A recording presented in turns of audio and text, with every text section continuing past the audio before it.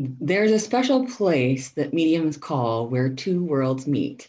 And we're going to be talking about that today on my Wednesdays with Willa podcast. Hi, if you don't know me, I'm Willa White. I'm a registered Lily Dale medium, and this is my weekly podcast show that airs on Wednesday mornings at 10 a.m. And it's an opportunity for me to talk about a different spiritual topic, usually relating to spiritualism, mediumship, healing, faith, family, or more. And I many times have a special guest on the show and we explore that topic. And today's topic is where two worlds meet. And I have with me today, Janet Nohavec. Thanks for being here today, Janet. You're welcome. Glad to be here always. Yes, Janet's been on the show before, and she's a wonderful resource about all things mediumship. And she is an evidential medium, a spiritualist medium, and also the founder of the Journey Within Church that is located in New Jersey. And she's been a wonderful mediumship teacher for many and has had great connections with spirit and people here on the earth plane. And I think it's so wonderful that you're able to share your gifts and to encourage and empower other people in their own mediumship journey, because in essence, we all do have that opportunity to be mediums. And so for people who are joining me for the first time, you can tune in to Wednesdays with Willa on my Facebook page, Willa White Medium. You can also have the listen only version, which is on Blog Talk Radio .com/Lilydale Radio. And there are Lilydale Radio programs if you're interested throughout the week. From Monday to Friday now, we have different shows, different hosts, and I encourage you to take a look at those. Lilydale is a spiritualist community that is located about an hour south of Buffalo, New York. And in the summertime, we have a wider range of programming having to do with mediumship and spiritual healing. And it's just a beautiful place on Cassadaga Lake. So, Janet, we're going to talk about our topic today, where two worlds meet.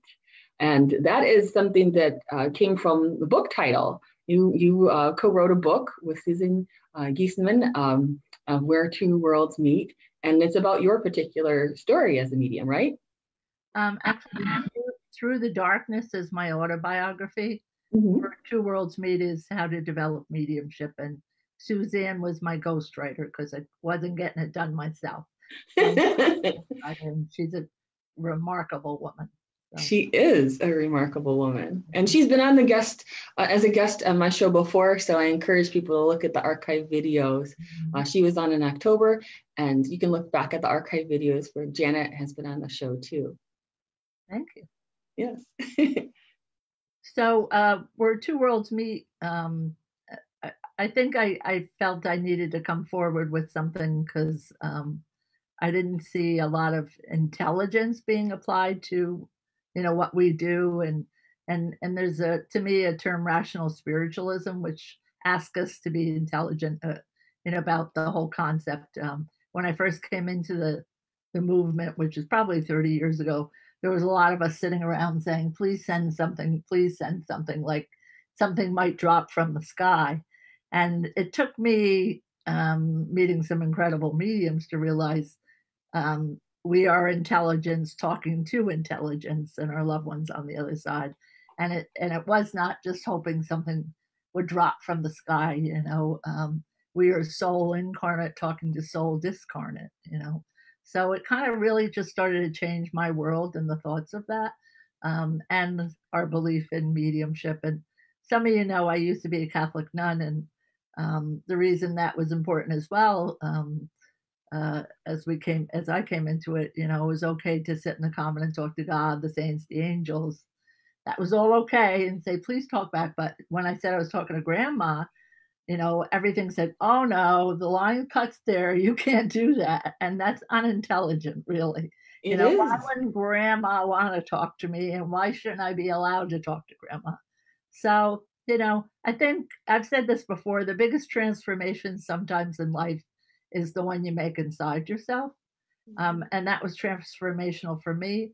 And now for a lot of other people who have, chosen to open up their perspective of the spiritual walk through material world. So I agree. There's been an expansion of awareness and the understanding that you can communicate with your loved ones is cross-cultural. It's just that in the Christian religion, it wasn't always seen in that particular light. Although Jesus and many of the prophets had mediumistic experiences, it's well documented in the Bible. And I think you'll like this. At one point, I did a reading for a Catholic priest who was currently a Catholic priest. And he made it very clear to me that the Pope at that particular time was actually A-okay with spirit communication and people visiting with mediums. And I thought, that's interesting. Why didn't that get blared all through the mainstream media? Yeah, absolutely. It would have been a really another turning point for people. No. And I did a lot of soul searching over, coming away from something where this really wasn't allowed to a place where, I could entertain it and really embrace it, and come to make it my own. And that's a big journey inside. So, and similarly to you now, that a lot of priests and nuns send people to me, for a reading for healing for their clients, So yes. there are nuns we know here that sit in circle, so it's a different world a bit, and both sides are still there. But I think the beauty to me of spiritualism, and this is my opinion, I think a lot of religion has disempowered people. And one thing I love about spiritualism is that it really empowers everybody and includes everyone and allows women in huge leadership positions, I have to say. So there's a lot of reasons I love this, but as we've talked about, everybody here by your birthright has, psychic ability, mediumistic ability, and spiritual tools that, we help you if you have an interest to consider or even go ahead then and develop. So, and that to me is empowering everybody, and that's really very freeing.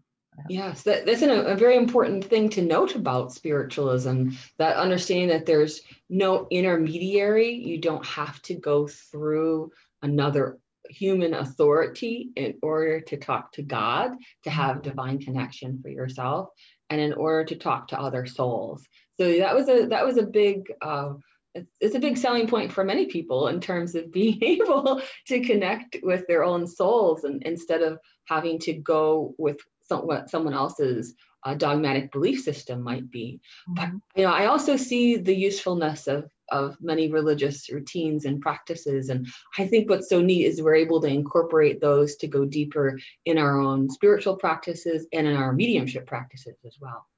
Absolutely. I mean, the years I spent in the common, just sitting in the quiet, hours and hours and hours, just sitting, talking to the other side and just being quiet and saying, please talk back. I mean, that really did help my mediumship, Did you ever feel that there was this beam of light, divine light, that was connecting with you in those moments? I think I've had unusually occasional spiritual experiences. And I think sometimes we want them more often. But, just like I believe I heard, voice said to me, you're going to be a Catholic nun. Or other voices I've heard over the years that were not someone's deceased loved one. I believe it was the voice of God or maybe an angelic presence, but I think those are more one-off. I wished I had them more often, but so that kind of white light experience, I've had it several times. Once I was sitting in the chapel at the retreat house where I used to work, and it was beautiful old French wood, dark wood monastery, little chapel. And I loved that room. It was just so powerful. And it was like the spirit world had come inside my heart and hugged me from inside, and with this utter delight and glee.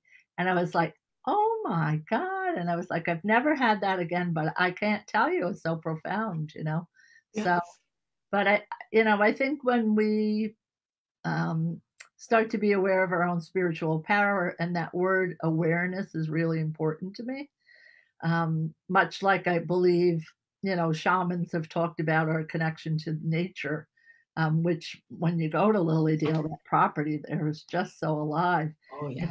When we go into the stillness and even are aware of, the animal kingdom and how that speaks to us as well, we just start to pay attention to things on a different level. We're certainly here in this material world, but when we can really notice, to me, the seasons as they change and what it means to us in our own bodies, or the animal kingdom. As we know, if you have pets, they send you thoughts. They're speaking to you. But that's true of everything on the planet. If you think of a little ant colony, how do 8 other ants tell another ant we're going to move this little log? There's a consciousness to their little world. So there's worlds with and it's just amazing. Um, every so often now, because of Facebook, you see something posted, and I can remember I was driving to work at that retreat house, and unfortunately, a squirrel had been hit by a car, and he was not deceased. And I went over him. I didn't hit him again. And when I looked in my rearview mirror, another squirrel had come out, like almost telling him, "Jump, jump! You need to get out of the road." And I'm like, there's intelligence to even that community. I think when we open ourselves to be aware of the subtle things going on a spiritual plane, it transforms the walk a little bit through this material world. It's To me, it's just amazing. And Lilydale, the energy in that place, I have to say, is just phenomenal. It is. It is. And then I know you've been coming to Lilydale for many, many, many years, and it's beloved by many. And you're right. There is this divine presence and essence that we can connect with in this special place. The old growth forest and the water and just the peacefulness of our particular Cassadaga Lake is perfect for kayaking. and perfect for that meditation, that inner silence that so many people are looking to have in their life, to kind of unhook from the tech world, as it were, as it would be, the constant barrage.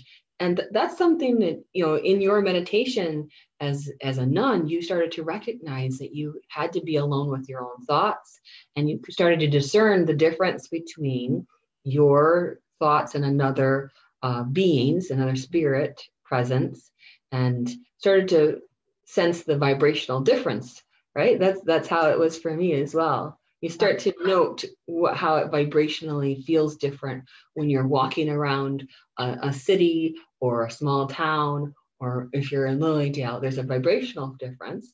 Well, that's also how it is with people. There's a vibrational difference being around your mother versus your father versus your friend versus your spouse, all of that sort of thing. And it starts to become more discerned and with practice. It does. And I think the belief for everybody, including myself, that we have an unseen group of helpers that wants us to know they're walking with us through this life. If you don't tap into that, there's a whole aspect of support, that you're not using for this lifetime. And genius people have certainly known, that potential, that those moments of genius when you're in a light altered state. People like Nikola Tesla, who Yes. definitely described as otherworldly. Thomas Edison, who was trying to build the black box to talk to his deceased grandmother.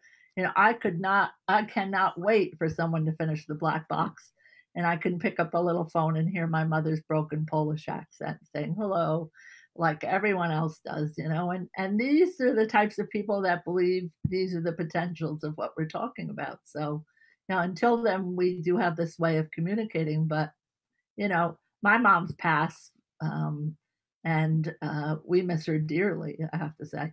So I just choose to have a relationship now in a different way. And I talk to her every day. There's no doubt about it. I send out my thoughts. I might be in the grocery store picking up blueberries and say, "Mama, look at how big these are. You would love these blueberries."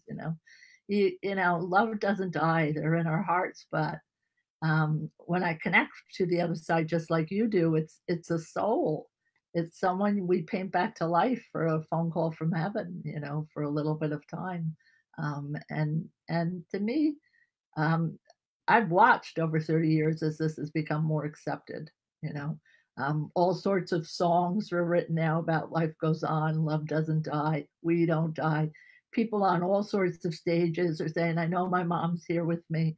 And I think it's a wonderful transformation because all of us are going to go through the process of dying.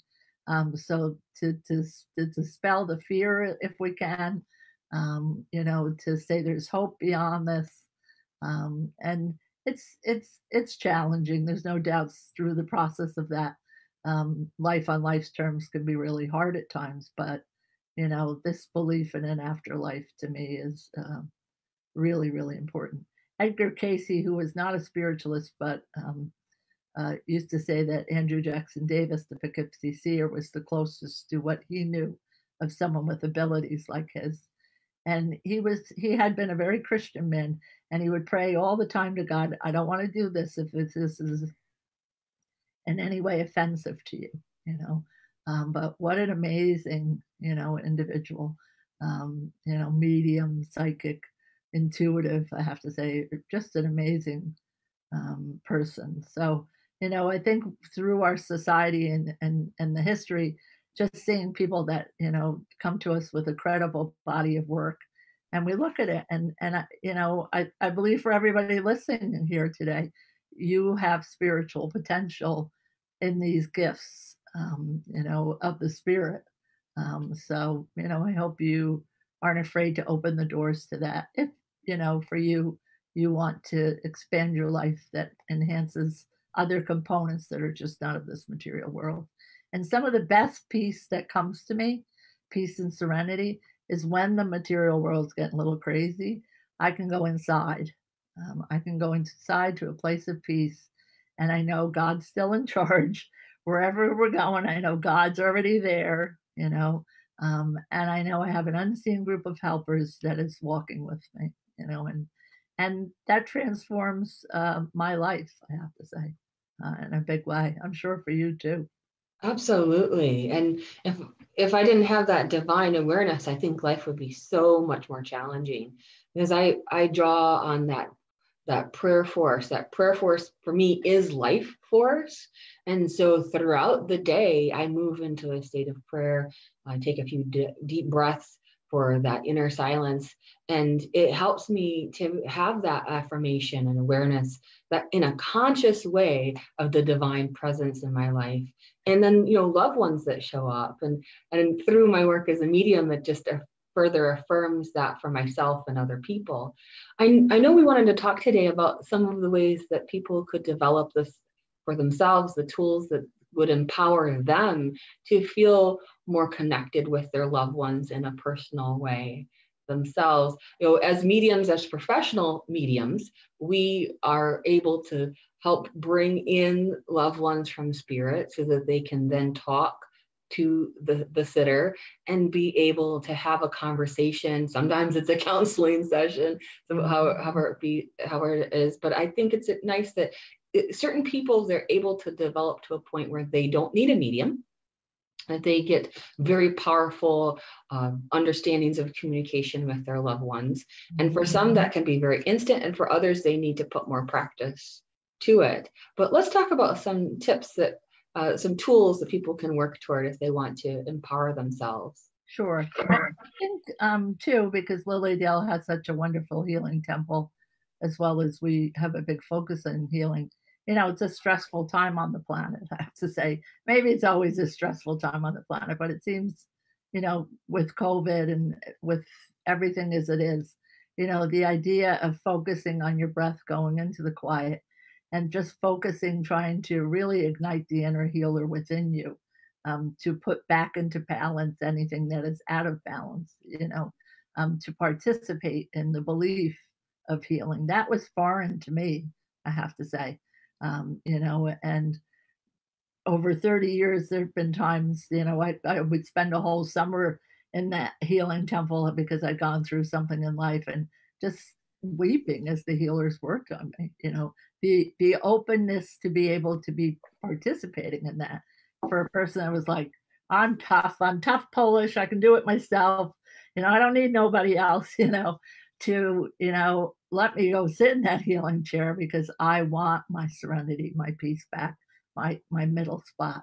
And, Louise Hay, there's a lot free on YouTube that If you need a healing meditation or if you need to get through a difficult time, it's available to you, particularly these days that are stressful. We can pull away from the material world and go into that healing time. So that's significant, I have to say. There are a lot of meditations now. There's one on the Journey Within. It's for free, how to connect with your loved ones for yourself. So if you're missing a loved one, a meditation, it's my voice that walks you into a room that you develop, a meeting room between two worlds, which is there for you to just sit and have a visit with your loved ones or your pets, which are hugely important. As spiritualists, we do believe in a ministry of angels, Yes. So sometimes I may use that room to talk to a ministry of angels or a spirit guide, much like the movie Clarence from It's a Wonderful Life. Yes. We believe we have guides that help us through this lifetime, and not in a delusional way, not in a way that there's something here that's going to scare me. There's something here I need all protection from. I've only encountered love. And I believe that to be true for you and every other, realistic medium. I'm hoping someday, and I'm just going to say this because we have a lot of old beliefs that were taught to us and superstitions that were handed down, and time is moving on, and there's still a lot of Ghostbuster shows where it's a flashlight under your eye and so much to be scared of here, and I wish there was a new show that would investigate a site historically using maybe spirit artists who could draw who lived at the place, and look at why something energetically might be out of sorts at the place, but from an intelligent perspective. Yes. So I'm getting sidetrained there, but I think as we move forward, removing some of the fears that were around this, to contemplate it. If you think of the beginning of time, if somebody was really, really acting out, people, thought they were possessed. Maybe that person had mental illness. They didn't even have that word at that point. She must be possessed, So time moves on and we have new knowledge. And I really thank the free thinkers that, up by Lilydale, up in different places said, we came here for religious freedom. We're not going to think that way. We have other thoughts about this, So back to empowering yourself.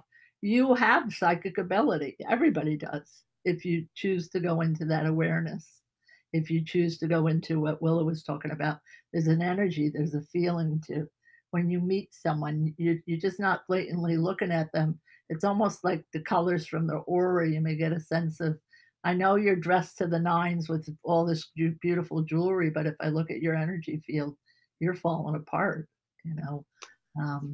and not in a judgmental way. Sometimes you just meet someone and know they need a minute of kindness. Yeah, their story somehow in that instant of energy. And I like to say that, energy doesn't lie. People can, but energy doesn't lie.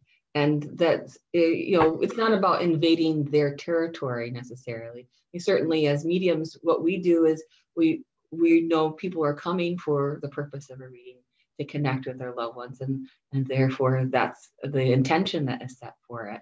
But it's that understanding that we have this web of existence, this tapestry of life that's around us, and we can hone in on the energy of different people and spaces and places and get information to help heal in those moments. Mm-hmm.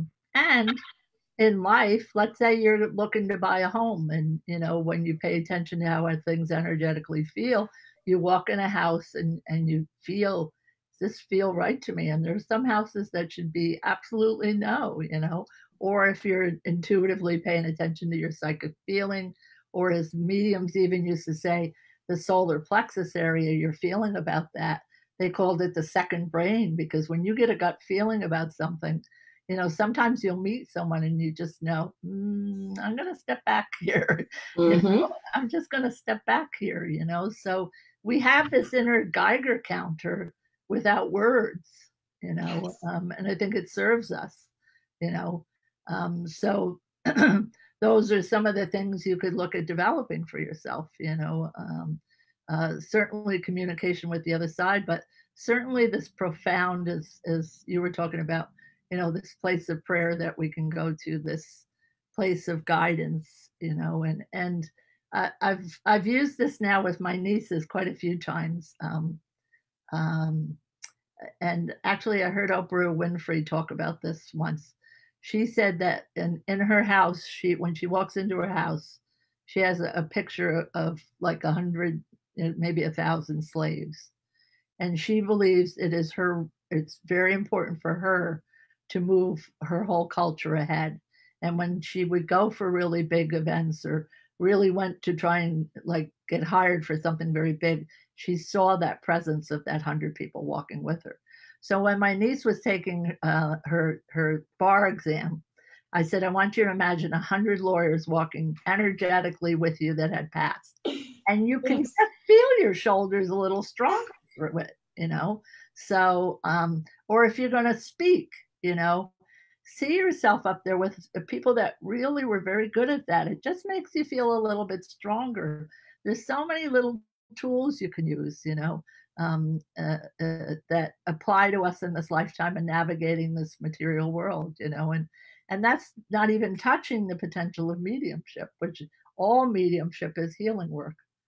Yes. It really is, and I'm not a big believer in, rescue circles or spirit attachments or any of that negativity. I don't believe in an incompetent God. If God knows each sparrow, he certainly knows where we are. And if someone lived a really not nice life here, and as I believe you get to the other side and go through a soul review, it's not in your best interest to continue that behavior, I have to say. So, usually if someone comes through that harms someone, they're apologizing for what went on. Sometimes the apology is here from a daughter to their mom because they weren't good to their mom. So to me, it's all part of the healing process, and it's so important. But that potential within you for your own psychic abilities, your own intuitive abilities, your own mediumship abilities, and those are spiritual tools. And maybe other churches would have called them gifts of the spirit, because healing has been available in a lot of other religious denominations as well. But I just find it very empowering for me. It is empowering. And I love your point about the resources, drawing upon the resources you have in spirit, be they your angels in spirit or your spirit loved ones that maybe were experts about things, or even people you didn't know that maybe be drawn into your energy to want to assist you for that higher good. It's such a great point, because that does happen. It does happen. I feel that we are resting on the shoulders of the other spiritualists that have gone before us, and they're rooting for us, and they're rooting for everybody else, so that we can continue to help people grow in that understanding of being able to connect with the two worlds, being able to connect with the divine. That at different points I felt family members come in, and I love their expertise. I appreciate those connections, and even famous people can come in and help a person, because that's something that was something that they really appreciated doing, or if they were a scientist or a writer. I've had clients that someone has come in their reading that is a person that they have been really drawn to connect with and know more about. And it's so fascinating that what gets shared in the reading then because of this. Mm-hmm. They're supporting people. I found, years ago, someone came to me, and it's years and years ago, someone came to me and wanted me to connect with Nikola Tesla. And I said, I'll give it a go. Usually, I believe if you don't have a connection, literally, I have to say to that person, chances of them turning up, but in a research way, to me, it would be quite a sounding bell if we could finish an invention that like Nikola Tesla started, or Albert Einstein, or Thomas Edison. So I said, I'm going to try and sit for this, and I truly do believe energetically I had that connection.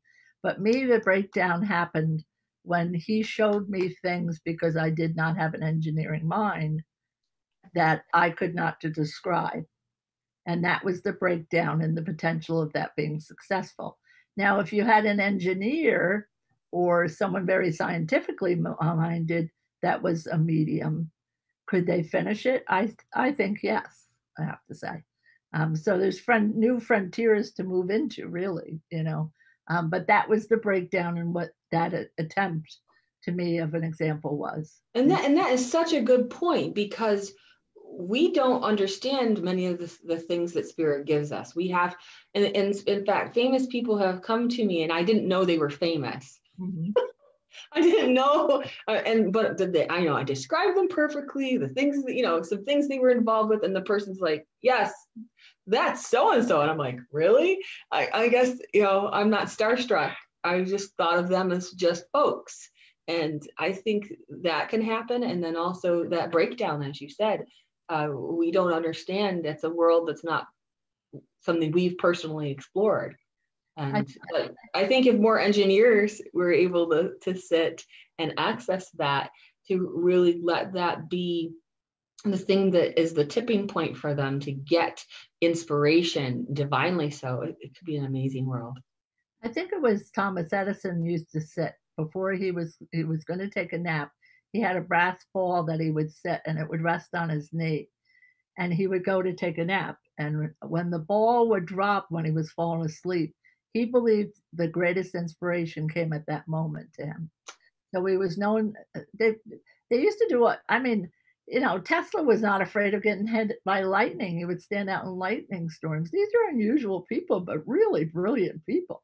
You know, so you know, there's huge potential out there. I have to say, you know, I look at it, and the spiritual world is, to me, a philosophy of life. Spiritualism, truly more than even a religion, is a philosophy of life, and it's a simple philosophy of life, and it works really well for me. And you know, I think the potential of the planet, and the raising of consciousness, in part, empowering people, I hope will transform this planet. You know, there's absolute beauty still here. We should be hopeful on all levels. But and I'm going to give him credit, Tom Kratzley, who you know. Yes. When I had my house in Lilydale, we used to sit, and Tom Kratzley would go into an altered state, and this was very hopeful for me. He said, "Don't worry about the planet." He said, "It's much like before the orchestra plays, it sounds terrible. When everybody's tuning up, it does not sound good at all." And that's kind of at times what's happening on the planet. Doesn't look like this is going to work out, you know. But then when the orchestra plays together in unison, and if this humanity could move to that place, you know, a brotherhood and sisterhood of humanity, the way our principles talk about, it could be such a beautiful thing, you know. And that's my hope for the future. And most spiritualists I know are really peaceful, healing, loving individuals that really want just equality for everybody on the planet, you know. And that potential is, you know, what people have said, heaven on earth, you know, and we humans have that potential. So I really am still very hopeful, you know. Of course. Working out. So my mom was a very superstitious woman, and quite a doomsday lady. She really, because she lived through Hitler's regime, really was worried, you know, the end of the world was coming. And she would say it over and over again, you know, the end of the world's coming. And you know, we would get through that, you know. And I'm sorry the world hurt her that badly, you know. But you know, there came a period of time in spiritualism, if the end of the world came, I knew we would still go on, you know. I knew God was still in charge. That's right. You know, do I want to see my loved ones suffer here? You know, does life on life terms sometimes get so gruelingly hard? Yes, it does. And I've lived through some of that, and I'm sure Willa has too. You know, it seems to be part of the human experience. And for some of the people I've met, I just don't know how they get up and do life sometimes through what they've gone through. But people really do are very resilient, so, whatever kindness we can show along the way. People sometimes, are in a fragile state, and we can be, propelling through life, not taking any notice of that. And I think it's really important that we are observant of what's happening around us, and, are just mindful, and I think that's where that awareness comes in. I think when we're aware, we know we might not know somebody, but maybe you need to just hold the door for that lady, or if you're at Starbucks, buy the coffee for somebody in the line behind you. Do these random acts of kindness, and if you live that kind of philosophy, at least maybe you like the person who's looking back at you from the mirror, That's right. And that's really very significant. It That's why is. I love the healing temple. There is no ego in that healing temple. There are just people in service. It's my favorite place in Lilydale, I have to say. But even in the church here, and when the room is in harmony with that way, with people, the whole mindset of the room is healing, and then the healer's energy there. And then if you imagine a ministry of angels surrounding that room, and those who have come to do the healing, because it doesn't come from us, it comes from spirit, comes from God. I mean, just you feel like you've been cloaked in love, and why would we not want to experience that in life? It just makes you get up and go for another day. So there's such a support system, I find, and well, it doesn't have all the answers. Clients ask me all the time, why did that happen? Why did that happen? Why did God allow that? And I've got my own list of questions for God. We don't claim to have all the answers. We really don't. But I am waiting with my own list of questions, when we return back home, because I do believe, for everything, some good could come from it. And, the devastating hardships people go through, I definitely can't explain it, much like people have said, a lot of what we go through here is a mystery. But I don't think there's a thing we don't go through that something will be taught to us as humans. Yeah, there's so many spiritual lessons that come along the way, and whether we're watching someone else and learning from their experience or having it in a personal way. What I think is such a strong message that you're giving today is that understanding that you are supported by the divine, that you are loved in that healing light, and that angels show up in your life. Sometimes they're here on earth, and sometimes they're in the etheric, and that they can show up in your life to support you. And a big element of empowering yourself to perceive spirit, perceive God, is to step into a space of faith and allowing and acceptance. A gentle request really works very well in terms of allowing that to happen. And then kind of not having too much hardened expectation, but more of a merging, like you do when you allow for healing. It's a merging of energy, a blessing that you are allowing yourself to perceive in that particular moment, that uplifts you, that takes you more into that hope space. And I know before we started the show, we were talking about the importance of laughter, that levity, that having that understanding of being able to laugh through the silly things that happen, the difficult things that happen, how to greet your challenges. It does matter in terms of spirit contact. I found too, that when more people were in that space of joy, it's easier for them to feel connection with God, the divine, and loved ones in spirit too. I think so. Laughter is really very important, I have to say.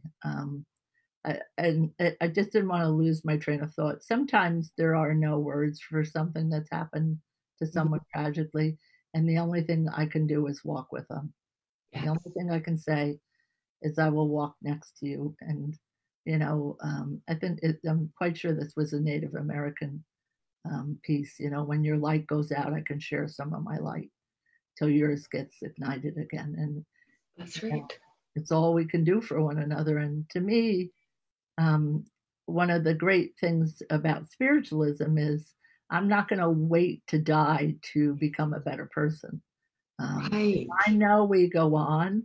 I'm going to try to, grow and become a better person, and leave some good imprints of doing good here, and know that progresses my soul. I really do believe that, I have to say.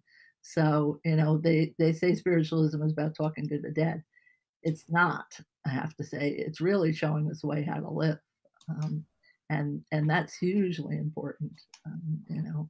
Um, and the history of, we were going to talk about Hydesville for a Oh, moment. yes. We want to talk about that too. Hydesville, for those of you who don't know, is in New York State, a couple hours, still more south, I guess. Maybe I'm bad. It's close to Rochester, New York, which is more like closer to the center of New York State. Thank you. That's a great city to say. In 1848, in this little hamlet, by Newark, New York, the Fox sisters, which were the beginning of modern day spiritualism. And I have a friend, Stephen Upton, who says it could have only happened in America. The spirit world kind of got the door open and said, "We've been trying to talk to you," And through the story of these sisters came forward. Um, they heard a rapping in the house and began to have a conversation back and forth with it, and that got to their parents and then got to the town, and before long, I mean, people were coming from all over, and it really ignited a phenomena across the country, as time went on, and was very much associated with, that part of New York State is called the Burnt Over District. There's been a lot of spiritual phenomena from that region of New York. The Mormons, Quakers, certainly women's rights movement. There's beautiful Seneca Falls. So a lot of revolution really towards freedom on a lot of different levels. So the Fox Cottage has been kind of, uh, the cottage itself got moved to Lilydale, and then there was a fire at one point. But the property itself is now, kept by the Spiritual Association of Churches. So that's a park on the corner, but across the street is the school where the girls used to go to school. So we're in the process of restoring that, for the religion of spiritualism, for the history of what to me should be remembered. Yeah, and Janet, you've been a big part of making that happen. I know you really try to raise funds for that particular restoration project. Yep, and actually Anne Gaiman, probably 10 years before I got involved, said, "You sure you don't want to buy a schoolhouse?" And I was like, "No, Anne, I have no interest in buying a schoolhouse." And 10 years later, the woman who had bought it in the name of spiritualism, just because of circumstances with her, needed to let it go. And she said, "If you don't do this, it will become an antique center or something." So, I listened. I listened to the spirit world when we felt we should go in 100%. So, it's, to me, it's a I goal. know that's been a big focus for you to support that and to make that historically Mhm. viable place for people to be able to visit again. So Absolutely. where do you know by any chance where people are in that process at this time? Probably about halfway. Okay. We just had, professional engineers come in now who've done we've done a lot of work outside.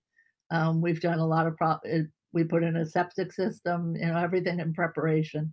We took care of the roof and the outside walls so there was no more further deterioration. And Sure. now we're moving inside, so we should have the plans for the town approval. So step Right. by inch, nail by nail, brick by brick, I have to say. But we're a determined crowd, so it will happen, I have to say. And Well, everybody has their project of love that they put toward it, and that's absolutely one of yours. And I think that we all have that understanding of wanting to preserve what has gone before us to some extent, so that people can really feel uplifted. and that part of New York State is really very powerful, I have to say. There's certain regions, they're much like Lilydale. When I went into the Mormon woods where supposedly Joseph Smith had his experience, I have to tell you, when I walked into those woods, my solar plexus just started to spin, and I was like, oh, there's something here for sure, so And there are a lot of waterfalls around that whole area I think too. it's partly to do with the lock system that was bringing this water into the land. I think there really is a lot to do with that. And also, there's sulfur springs, and we know sulfur springs, as far as you go, even in the oracles in the Bible, they've talked about these sulfur springs, and New York State has that. So part of doing this is come here and have an experience as well, Right. and sometimes our spiritual little journeys, road trips. I love my, I'm going to say something that's probably really not appropriate. I love Lilydale for the history, the women's rights movement. I have to say the free thinkers, the healing temple, empowering mediumship, everything that goes on there. But I've called it a camp for old people. I have to say, I being one of the old people, and we need really fun, enjoyable, freeing places to go that we can almost be childlike again. Yes. And there Yes. was a woman years ago when I first went to Lilydale, when you walked in the gate, and I don't remember who it was, and she used to say, "Don't tell anyone, but this is really heaven on earth," and when you're in a free spiritual place, not on a day where you're dealing with boards or there's the politics of the town, but when you can get into just the energy and being free in that place, it's like being a child at camp It again. is. So many people, as soon as they see the gates of Lilydale, they feel peace come upon them, and they do move into that space. And we are seeing more and more young people that are coming into Lilydale. So Because it's they're open-minded and free that way, but there is, and for me, because when we opened our church in New Jersey, we came across a big fight that we the oh division yeah, I remember. the Yeah, Division of Civil Rights got involved. The town didn't want us. I mean, right. we went through a lot to open this church, and that I could go to a town. Imagine getting a whole town recognized as a religious community. I was, Yes. oh my I know God. we have our own postal code and everything, and we have for oodles of years, 100 and is it 20 years or so that we've had that. So it's really wonderful, and I encourage people, if you're at all interested in Lilydale, we do expect and hope to be open this summer season, and at this time we're running more online classes during the off-season time, so you can take a look at those on the lilydaleassembly.org website. I am also running online classes. And in fact, I have the next one coming up would be Monday, January 25th, Magical Journey Within. And it's an opportunity to really go inside. I do a lot in terms of clairsentience and feeling. And that's going to be one of those classes that helps to break down within yourself to get that baseline to scan and be able to understand how you can perceive information, mind, body, and spirit, what it's giving you. So I'm really excited about that class coming up. And I know the Journey Within your church in New Jersey, you do online church services and other things as well. So I encourage people to take a look at that website as they're preparing and deciding what they want to do on a spiritual basis, what you're wanting to learn more about yourself and about your spiritual guests, the things that Janet's been sharing with us today so beautifully. And even talking, keeping alive this relationship with your loved ones, being open to a sign from them, setting up some signs with them if you didn't before someone passed. Unfortunately, people are losing people during COVID right now, and they didn't get the chance to be with them. You know, they talk to them. They hear you just as good as they hear me. I may hear them back better a little bit because I've really worked on developing that. But, say to them, Mama, I want you to show me red a cardinal bird. I want you to let me find quarters. I want you to let me smell brownies. Could be anything, just some way to keep a alive a relationship, and just go into that quiet place and talk to them. Just say, I've got some really big decisions to make. Can you help me? Can you guide me? So, just continue to keep them alive. And James Van Prague, I have to say, said, they died once. Don't make that be over and over and over and over again. Go back to Yes. really good memories you have. You know, don't focus on that last minute. Focus on the 1,000 other great memories you had. That is, all of us are going to face that last moment.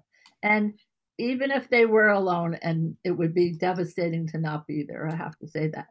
But we know that no one dies alone. The spirit world knows that Yes. you are making that transition.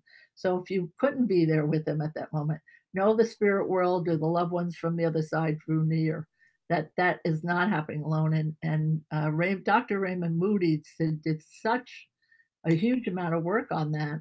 He's really Yes. a gentleman. I know he's been to Lilydale years ago, but he noticed, he's an MD doctor, and he noticed a lot of nurses were saying to him, this lady as she passed was reaching to someone, or this gentleman as he was passed saying he was seeing his father. And he started to document this way before there was conversation about it. He was writing down stories. He had nurses and doctors, and he's writing down all these stories of the phenomena of knowing these people were having an experience that loved ones were drawing near. So particularly these days, if you've lost someone and can't be close, the spirit world is drawing close. And we'll find spontaneous ways to connect with us. Absolutely. If we're allowing ourselves to pay attention. Sometimes if people are too rigid in their mindset of how spirit should present, they actually don't get the signs that loved ones are giving them, or sometimes the deep grief keeps that from them as well. It does. It really does. And then other people, I've encountered these people. There's a gentleman from Long Island that lost his son in one of the horrific club fires, and has now gone to write a book about communication with the son now after the fact. But the other thing he says he's done from that is his son has rooted him on to help other people who have gone through horrendous grief that way as well. So it does trigger sometimes in certain people, it'll trigger them to then help other people in a certain way, and to strengthen bonds for other people, to help them on their journey. It is. And some people can do that and other people can't. My parents, hard as they tried, and because they had huge devastation under Hitler's regime and that time, and coming to America. And, there are a lot of people that are broken people. I used to look at some people and say, oh, they're weak. And I realized they aren't weak. They really try to be so strong, and they're just broken now. And I think there's points in our lives where something may happen and we are broken for a while, so, there's all different types of people around us. And sometimes you can really just help someone and inspire them, or, just when, I've had people come to me for readings because they went to visit their child in a cemetery, and the lady next to them was visiting their child, and they started a dialogue, and they end up in a chair in the office here. Maybe that was an angel unbeknownst to that lady that day, but I don't want mediumship to be seen as entertainment. It's not entertainment, it's been on TV, and a long time ago, I remember a woman saying from the deep South, she said, thank God John Edwards is on TV, because she said, I'm in an area where nobody talks about this stuff. And at least I can put on my TV and see someone that is like my tribe, So there's been a place for what's happened with that, but it's not supposed to be about entertainment. It's about continuity of life, and regardless of what's happened in life, you can turn your life. We can find new growth. We can spiritually become more alive. You can, I think the younger people that come to Lilydale don't have the fears of 30 years ago culturally that have been put on people. So I think they come already in freedom. I think it's some of us older people, I have to say, that, started to say, I'm going to walk a little bit into this and see how I feel about all this development stuff. And then you realize, oh my God, there's so much here, Yes. And that sacred connection is so profound. I have a quote I wanted to share with you before we end for today. And it's by Lee Hunt. I don't know if you're familiar with this one, but the quote is, "There are two worlds, the world that we can measure with line and rule, and the world we feel with our hearts and imaginations. Imagination will often carry us to worlds that never were in this one. We'll build a bridge of love between two worlds." Because imagination and intuition, they live in that same space. I've said that for years, because if you're able to access that, it's easier for intuition to speak to you and to bridge that gap between that physical reality and the spiritual reality. And we need to be able to access it in that way. Mm-hmm. Much like in shamanism, there's a term that's non-local reality, that yes. we can, go on meditations, we can go on a spiritual journey to these places that are non-material reality, I have to say, and even Thomas Edison said imagination is hugely important. Carl Jung would talk about, the mind and your dreams and what comes to you in your dreams, I have to say. So, all of what you just said and all of what these other people have said as well, is it's uncharted course unless you really kind of, there was a lady who had a little store here, and she said, the mind is like a parachute, and unless it's open, to the potential of looking, right, you encounter what we're talking about. And that's your choice. I'm a real big live and let live person, Sure. And I'm sure there's someone here today says, well, what about, the fraudulent piece of the Fox story? Because I don't want to sweep that under the carpet, Real quickly before we end for today, you can tell them that. I will. I have to say, I saw a one-man act in New York City about the Fox sisters. And much like us, sometimes in our brokenness in life, these young girls later in life encountered alcoholism, encountered infighting, and one of them, for some money, agreed to say that this was not real, in her brokenness. So did that story happen in that way? Did she discount it? Yes, she did. I don't want to say, oh, no, that's not true. We know how that story unfolded in that way, but much like other things, this is a young religion that's going to have broken pieces to it as well. Well, it's interesting because she recanted it, and then she recanted her recant, because only a few years after that, she did spirit readings again. So it just kind of goes to show you what alcohol, what addictions can take hold in a person and make them be something that they should not be, or say some things that they know to be untrue. And so that's what I take away from that story, especially because there was a recant of the recant. Yeah. So, but we can't base our thoughts necessarily on what somebody else did or didn't do. It's something that within us, we make that decision. And that's why for me, mediumship has to be about a personal experience, because personal experience will trump anything else that happens in your life. And if you decide to allow this to be something that uplifts you, that's what it will do. And it can be profoundly beautiful what happens within people when they allow God in. So one of the other things I wanted to say before we close today is how much I appreciate the fact that you, Janet, and many other people, myself included, we really try to bring that light to the world. And through the evidence of mediumship and the connection with mediumship, that really does bring hope to the world, and that love never dies. No, that the belief in the continuity of life, and the belief that, as Edgar Casey said, as we go through that transition period, I just slipped away through God's other door. I've just changed. I'm not gone. I'm just different.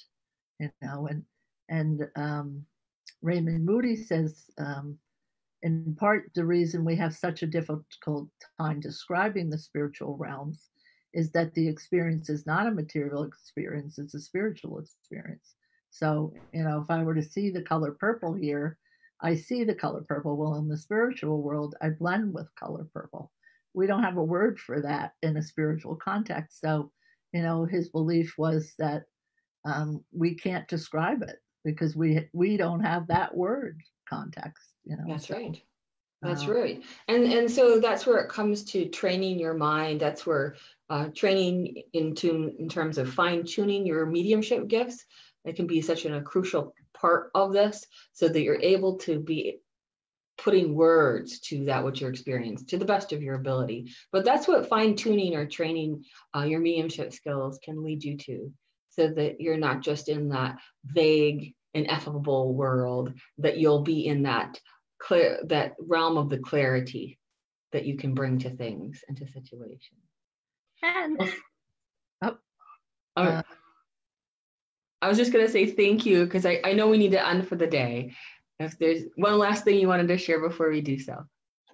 I just wanted to say, my friend Stephen Upton said, someone that came to this not believing, but he had an open mind, and he said it wasn't one reading, it wasn't one sitting. He said there became an overwhelming body of evidence that there was something to this. And that was truth for me too. Yes. Truth for many of us. And that's because he had the personal experience, and he documented with so many other people that which was something they knew they had experienced. Mm-hmm. So such a beautiful thing. Thank you so much for sharing all your words of wisdom with us today, Janet. I'm honored to be with you. Always appreciate you being a guest on the show, and look forward to the next time you'll be here on Wednesdays with Willa on this podcast. Thank you so much for all you do. And thank you everyone for tuning in today. Next week, we're going to be talking about Hawaiian healing practices. I'll have Harry, Hulani, Jim on the show, and it will be really interesting and fascinating. And then on the 27th, I will have Andy Bing on, and we're going to talk about powerful spirit communication. So lots to look forward to for the rest of the month of January. Thank you everyone for tuning in today. God bless. Bye-bye. All day.